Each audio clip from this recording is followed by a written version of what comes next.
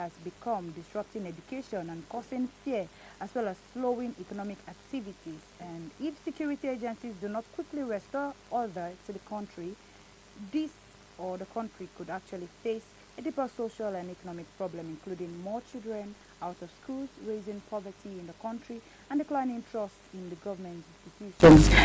We also believe that and hope that the government will continue to strengthen the security agencies as well as the police and the army as well as other security agencies in order to actually curb the issue of insecurity in the country. Now moving to another headline on that same front page, you see that the Nigerian Auto General has uncovered 61 billion in suspicious payments and financial branches carried out in Nigerian National Petroleum Company Limited (NNPCL). The report covering transactions from 2021 shows that billions of naira and millions of dollars, pounds, and euros were spent without documented or approved explanations. One major issue involves over 14 million euros spent by NNPCL London officer with no record to show how the money was used. Other red flags include the abandoned project, irregular contract expansion, tax violation, inflated contract costs, and payments made without invoice or proof of work done. Despite NNPCL claiming it has its documents, the Auto General has rejected the explanation and has asked the money to be recovered. And the top officials have questioned the national has been questioned by the National Assembly. This financial branch is weak in the Nigerian economy, but because of all of this, we see that the Auto General is actually taking this particular issue into serious consideration and making sure that every will I say proper attribution should be done to the money that has been spent on that particular industry. Now we'll be moving into another headline, and this headline says that the new budget report has revealed that Nigerian states and others together owe over 1.06 trillion naira to contractors and retirees, even though they have received record amount of money from federal government in 2024. We see that this report shows that 30 states will have unpaid debt, with Kaduna owing most 139.36 billion naira. And many states like Benue, Ogun State, Edo State, Enugu State, Imo State also have huge backlogs of pension and contractor payments, while only Borno and Kano as well as Nasarawa has reported no debt at all, despite FAAC allocation more than doubling in 2024. Many states still prioritize spending on salaries, politician appointments, and overhead instead of clearing old debts. Budget warns that unpaid obligations, which include pension, contractors' fees, salaries, judgment debts, and others liabilities, threaten financial stability in the country. The situation has worsened by the fact that many states are not fully implementing the contributory pension scheme, leaving retirees stranded and unpaid. Contractors are also protesting nationwide, claiming that they will owe trillion for completed projects. Now, this unpaid debt poses a serious risk in Nigeria's economy and citizen pension arrears, leaving retirees and many elderly people in the country vulnerable without their rightful income, and causing hardship as well as increasing poverty, not just to a normal Nigerian but also retirees who have actually concluded their years of working for the government.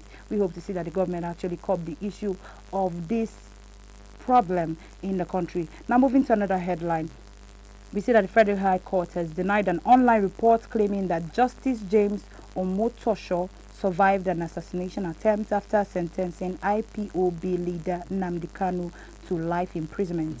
A blogger on Facebook had posted a false story suggesting the judge was attacked and rushed to the hospital, but the court chief registrar Suleiman Hassan said the report is completely fake and urged the public to stop spreading it.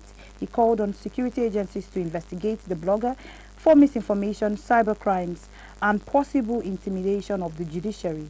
Justice Omotosho has convicted Kanu of terrorism and chose a life sentence instead of death penalty. He also ordered a strict condition of Kanu's custody, and Kanu has now been transferred to Sokoto Correctional Center.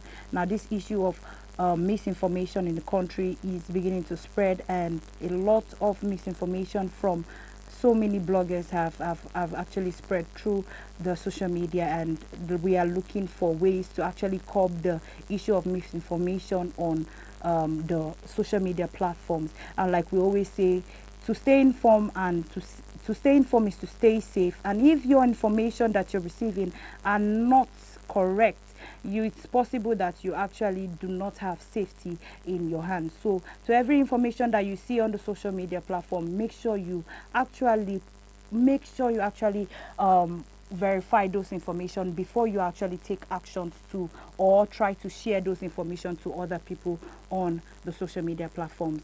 Now, moving to another headline, we see that Kaduna State government has given former Governor Naziru El-Rufai 1 week to provide evidence of his claim that current administration under Governor Mbasani paid 1 billion naira to bandits. If he cannot sustain the allegation, he must issue the public apology and face legal actions. The state dismissed El-Rufai's claim as reckless, baseless, and politically motivated, emphasizing that Governor Sani has never authorized or made payment to criminal groups. The Commissioner of Internal Security, Sule, has highlighted that the Office of the National Security Advisor has also previously debunked these similar claims. Kaduna Governor stressed that the security strategy is community-focused, involving military operations, engagement with legitimate community leaders, and improving education, healthcare, and economic opportunities around that particular state. The grassroots group and past officials have also refuted El-Rufai's allegation. The state urged that El-Rufai produce a credible evidence such as bank records and internal documents, noting that previous claims he made lacks proof. And the government reaffirms this commitment to transparency and warned against politicizing security issues.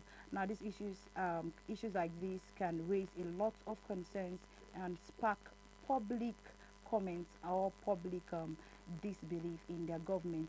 And we pray that this particular issue will be curbed or proper information will be given about this issue at the end of the week. Now we're moving into another newspaper front page. The next newspaper front page we're looking at is the Daily Trust newspaper front page, where we see that insecurity, 13 teenage girls adopted in Borno State. Now, if you look down, you also see the press release made on the 20th, 2025, in respect of the proceedings of the Federal High Court, Lagos State, and the general public, particularly commercial banks and other affected parties. Now, moving into one of the headlines, which is the big headline on the newspaper, we see that Nigeria has been hit by fresh waves of kidnapping as terrorists adopted 13 teenage girls working on their farms in Borno State, just days after hundreds of students were taken in Kebbi and Niger states. A dozen kidnapped from church in Kwara, while some victims, including church worshippers and 50 Niger students, has escaped or have been rescued. Many or most of them, children included, are still missing. Parents are crying for help as security agencies rush to track the kidnappers, while defense headquarters probe claims that soldiers were withdrawn shortly before one of the school attacked. The federal government and several northern states have now shut down schools or converted boarding schools to day schools because of these rising threats in the country. Leaders including President Bola Ahmed Tinubu and the Pope, as well as the UN and various state officials, have condemned the attack and called for urgent rescue efforts, while communities remain tense and frightened and unsure of what their normal day life would look like or would have in return. This repeated adoption deepens fear across Nigeria and seriously damage educational system, especially in the north, where millions of children are already out of school, with some shutting down and parents afraid of their children out of school and communities losing the sense of safety, and the country risking a long-term setback in learning, economic growth, and national stability. Farmers are scared of going to their field,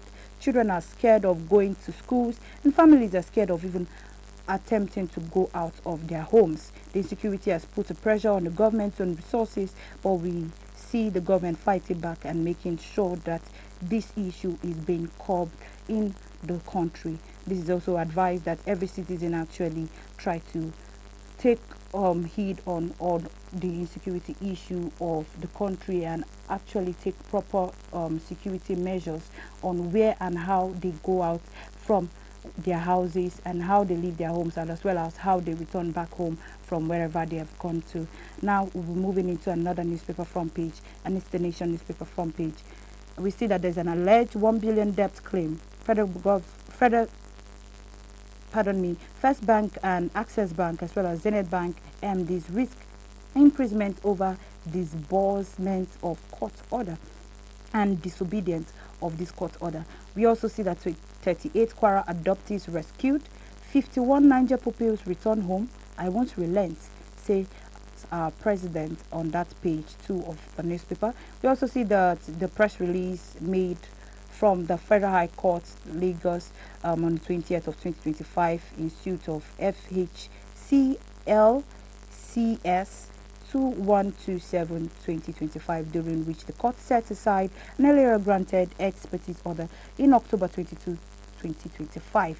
Now moving into one of the headlines, which is the big headline, we see that 38 worshippers kidnapped from Christ Apostolic Church in Eruku, Kwara State have been rescued after intense security operation. President Bola Ahmed Tinubu confirmed their freedom and said he personally coordinated the response, even cancelling his trip and also cancelling his trip to the G20 summit in South Africa.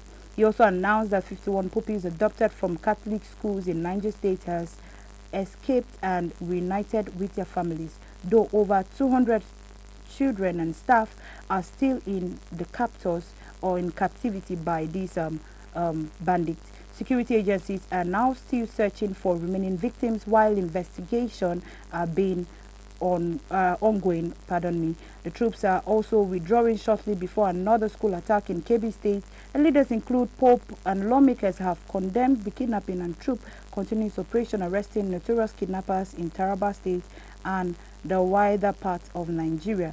This event deepens national anxiety and highlights how insecurity has continued to disrupt the daily life of the citizens that reside in Nigeria. Now we're moving into the next newspaper front page. The next newspaper front page is the Tribune newspaper. We see that there's an alleged 1 billion Nest oil debt. First Bank, Access Bank, Zenith Bank, MDs risk imprisonment over disobedience of court order in page 5. And if we look at page 3, we see that 38 worshippers rescued in Kwara State, 50 students escaped from kidnappers in Niger. Tinubu orders withdrawal of police from VIPs in that page. Now we also see the press release also on the front page of that particular newspaper.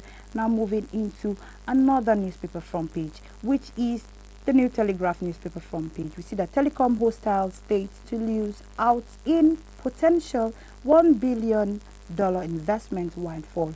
And if you look beneath the icon of the New Telegraph, we see that recent kidnappings in Nigeria, particularly motivated, Kano comes out to say in page 2 of that newspaper, and assures the Nigerians that Tinubu is ready to address the challenges that the country faces over security issues. We also see beside it in page 5, the Nigeria won't move forward until corrupt leaders are punished, Kangima comes out to say in that page. And now in that same page, we see that FIRS won against politicizing tax administration.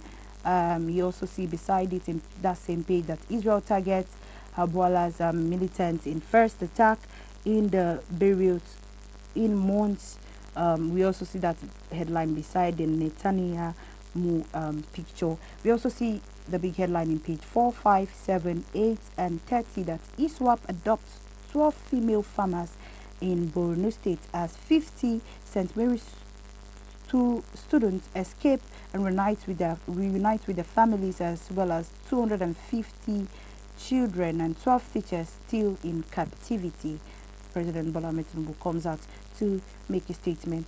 Now I'm looking into one of the headlines. We see that the Association of Licensed Telecommunications Operators of Nigeria, ALTON, has cautioned the state government that unfriendly policies such as multiple levies, slow rights of way approval and regulatory bottlenecks could limit their access to Nigerian booming telecom investments and digital growth.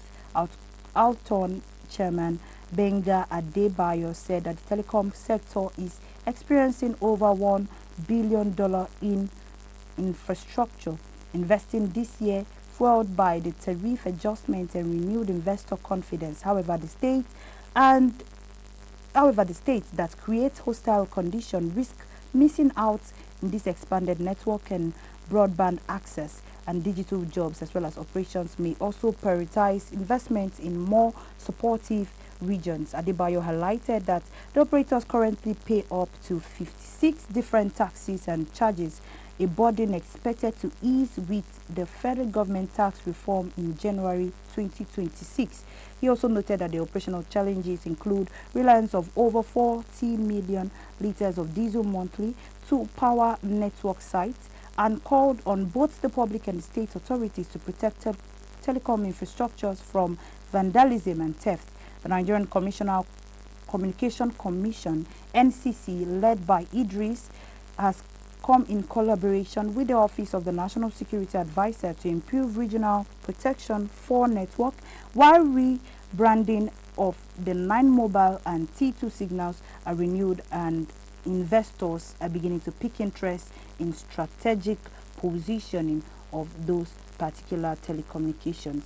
Now we see that there's some implications of this matter as for supportive states, faster, broader and rollout improved digital service, as well as stronger investment confidence and potential job creation from this particular news. Now moving into another newspaper front page. The next newspaper front page we'll be looking at is the Guardian newspaper front page, where we see that Intel pressure mounts on federal government as state close school over kidnappings in page 6 of that newspaper. We also see that the court warns FBN, Access Bank, Zenith Bank, MD against defiling order, and Nestor alleged 1 billion naira debt suit. We also see on that front page of the press release made in respect of the proceedings in the Federal High Court on the 20th of 2025. Now we would be going on a short break. When we come back, we'll be diving into one of the headlines, which is the news where we see in the page 3 that fear over student safety have increased sharply after Kebbi State government ordered all public and private schools to close immediately following the recent kidnappings of 24 girls from secondary schools in Mega, and adoptions of over 300 pupils and teachers from St. Mary's School in Niger State, Nigeria. We also said that Plateau State has also shut its schools as private preventive measure. Security officials say that they have identified the locations where the KB students have been held, and rescue operations are ongoing. The defense headquarters is probing claims that soldiers were withdrawn just 30 minutes before KB attack. Meanwhile, states like Nasarawa are fighting misinformation after false kidnapping rumors cause panic. President Bola Ahmed Tinubu has withdrawn police from VIP's escort and approved 30 new recruits to boost national security.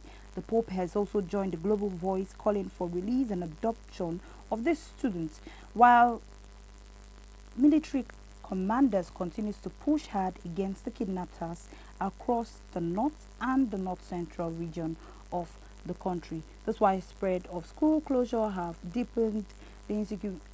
been caused by deepened insecurity, disrupting education and daily life across Nigeria. Now we're moving into the next and the last newspaper front page for today, which is the Blueprint newspaper front page, where we see that there's a Tech Fair 5.0. Zenith Bank recommits to innovation, awards 140 million naira to hackathon stars in page 23 of that newspaper. And if you look beneath the Blueprint icon, we see the Guardian publisher Maiden Alex Ibru emerges new NPAN president in page 9 of that newspaper. We also see in page 22 that at UBA Fraud Awareness Week, stakeholders seek collaboration. And in sports, we see that inconsistency, Super Eagles' greatest flaw, or co-chair comes out to say in page 7 of that newspaper. Now moving to one of the big headlines, see that there is a rescue of 38 Eruku worshippers, 15 Niger pupils, shows that security agencies are working. President Bola Ahmed Tinubu's come out to tell the citizens, and Kwara churches hold after attack service, 253 pupils yet to be found.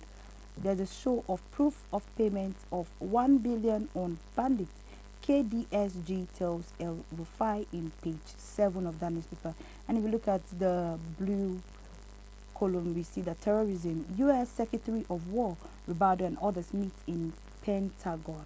We also see beneath the picture of the Executive Vice President of CNN International Commercial, Philip Nelson, that don't politicize tax administration, FIRS 1 article. And we also see on the green icon, green column, that only well-aligned policy and environment can promote stable financial system. CBN comes out to say in page 22. And in page 9, we see that DHQ probes claim of troops withdrawal before KB school adoption. In page 6, we see that Tinubu orders withdrawal of police officers guarding VIPs. And in page 13, Borno, again troops repel Boko Haram invasion in Magu Mary local government. And we also see there's a AKU, federal government withdraw police order lines to VIPs, talking about deja vu. Now we'll be moving into one of the headlines, which says that the United States Secretary of War Pete has met with Nigeria's National Security Advisor Nuhu Ribadu and the high-level Nigerian delegation in Washington to discuss a claim of Christian persecution in Nigeria and ongoing security challenge in the country. We also see that Piet described the situation as horrific and violent against Christians. The states that stated that the U.S. Department of War under the President Trump, is working to help end such persecutions. The Nigerian delegation included top officials such as Attorney General, Chief of Defense Staff, Inspector General of Police, and the senior diplomatic staff. Earlier, the meeting were also held in U.S. Congressman Raleigh Moore, a key advocate for Christian genocide narrative. Several U.S. politicians and campaigners, including Senator Ted Cruz and CNN commentator Van Jones, has amplified the claims of systematic targeting of Christians in Nigeria.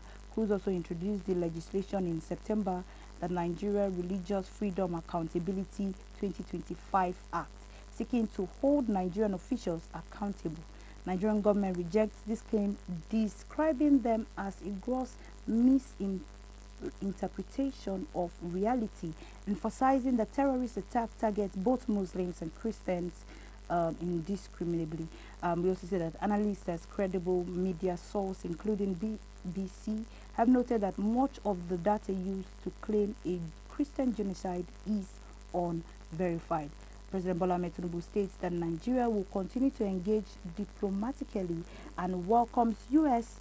support in counter-terrorism efforts. We see that while U.S. officials and politicians continue to highlight alleged persecutions of Christians, the Nigerian government insists the narrative is misleading and stress that there's an indiscriminating of nature of terrorists attacking citizens in Nigeria and not just attacking Christians in Nigeria. That is it for all our newspaper front page. And now we're diving into our tech news for today, where we see on the tech news that tech companies are racing to build a robot that can do almost any from companies, and also help will I say manage some funds in some companies, whereby in the flip side we can see that this robot will be taking or will be going on behalf of so many citizens in that particular country that work in those industries, with those particular jobs being taken from them. Now we'll be seeing that so many people will be moved out of their jobs, and jobs will be taken away from so many citizens.